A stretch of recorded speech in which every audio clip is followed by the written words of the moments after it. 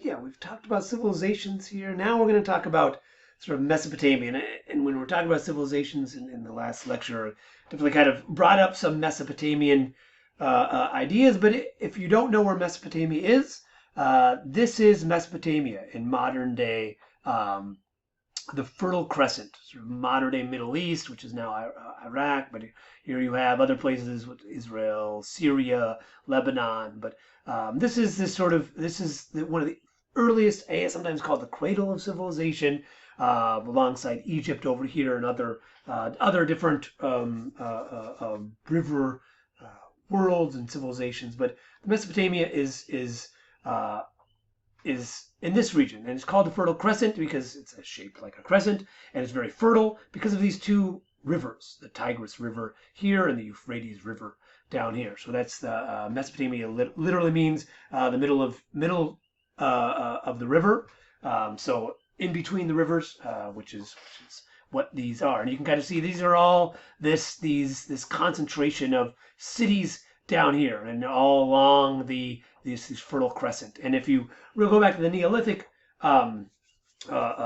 lecture, you'll see that this is also where some of the earliest domestication of wheat, domestication of plants, animals, millet, other things started as well. So this Neolithic phase, again, took a long time. Here's Çatalhöyük over here, one of these early Neolithic sites that over time, as complex societies emerged, civilizations got a little more complex and coalesced. They coalesced into the cities primarily, right, in this area of the first sort of concentration of areas as Sumeria, where you have these concentrations of peoples, of these early cities, Uruk, which we'll see. Here's Babylon up here, where all these cities are starting to come together, and you have higher agricultural productivities, which are allowing larger division of labor, which are increasing the size of these cities and the food production and the trades amongst them. And we'll talk about it a little more in the next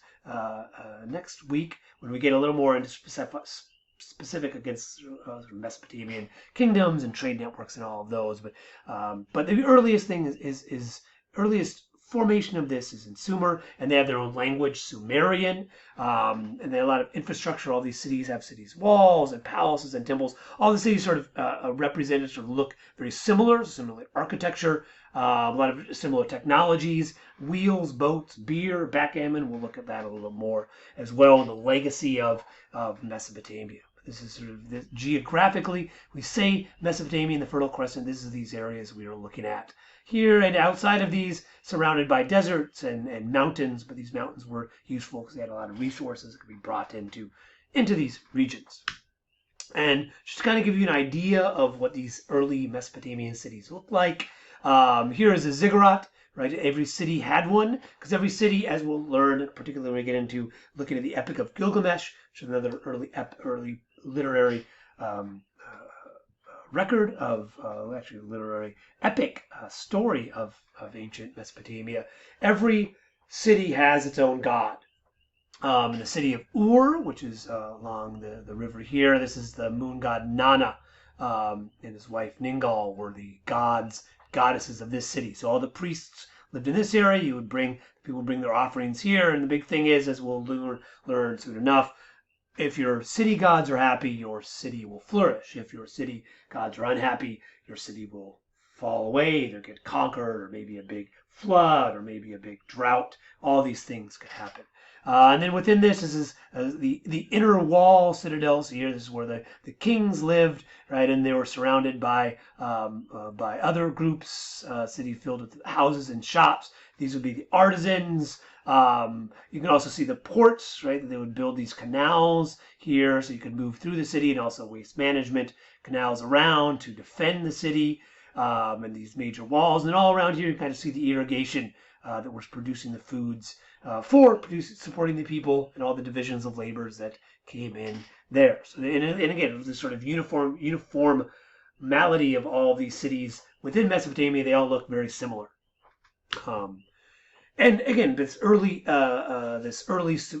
unification of these cities started to emerge. Again, this sort of stage of civilization, Neolithic complex societies, and then more and more people settled in more and more places, early cities, and these cities would emerge, and then Sumer became sort of this concentration of these cities. We're talking when, these little h stuff, 450 to 2000 BCE, is early Sumer and the region. They had their language, Sumerian. This is where they developed this first early writings of cuneiform, which we'll talk about a little bit later. We'll get into next week. This one of the early famous kings of this region is Gilgamesh, who probably ruled around 270 BCE. There's other Sumerian rulers who we know of because they kept a lot of records. Here you can see it written right on this Sumerian ruler of Gudea, who ruled between 21 and 24 BCE in Sumeria in different cities, which some of them were independent, and we'll see some of them were unified later on.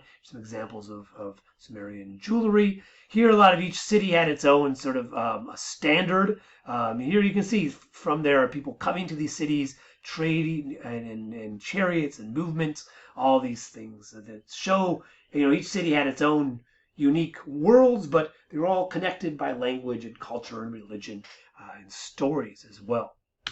And then kind of the next phase of early Mesopotamia was how these cities, these individual cities, were united into larger kingdoms. And the first one to do that was this guy named Sargon of Akkad.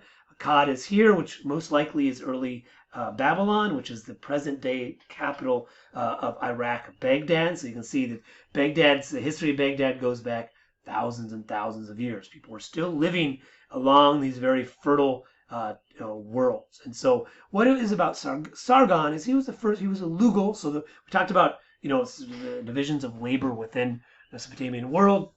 The kings, they called themselves Lugals. They were the kings of the city. So Sargon was the Lugal, the king of Akkad.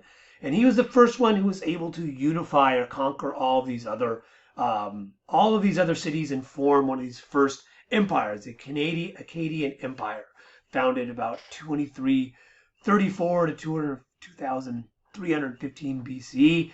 That's a lot. Again, if you just say around 2000 BCE, that's fine, close enough. It's a couple hundred years to 4,000 years ago.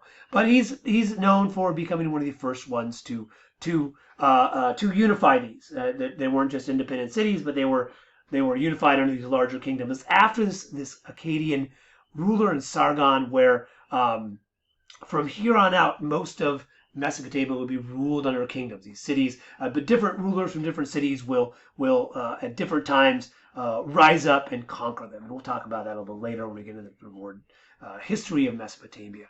Akkadian is another, it's a little bit different language of Sumerian. Sumerian becomes more of a literary language.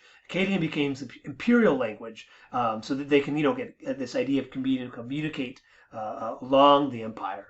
And another thing about Sargon, he's one of the first to establish a standing army. So again, we talked about divisions of labor. He's the one who kind of brings in, he's able to feed and pay these rulers. And this is an ancient sculpture. This is supposedly a picture of Sargon. Ruler, I think this is a lion that he's sitting on. You can kind of see some cuneiform behind him, and he's covered by this umbrella. So this is kind of the first formation of a more complex society. So the progression within Mesopotamia, it's able to do this through these cities, through these rivers, through this production there. And then kind of another sort of main point of cuneiform, we've sort of talked about it here. It is a little bit more close up. It's the writing system of Mesopotamia. It will go on forever. It will there's definitely phases of it. It gets a little more simplified over time. The name cuneiform means wedge shape because they made it by using these sort of wet clay tablets. Here, they take the clay tablet and they'd put this little stylus in, and they'd kind of make these marks. And these marks, some of them are pictures, some of them represent sound. Here, this is a very famous one. This is the cuneiform tablet of the Epic of Gilgamesh, right, developed about 2500 BC. And this is very famous. This is how we came to understand cuneiform. This is this trilingual inscription written during the Persian Empire that had old Babylonian and Pahlavi, which is an early Persian, and the Babylonian is written in cuneiform. So it's early Persian. People already knew how to read, and so once they could take that and kind of identify words within the Babylonian, so it's this trilingual inscription here that once they were able to sort of translate the old Persian, they were able to then translate the Babylonian, which opened this entire world up.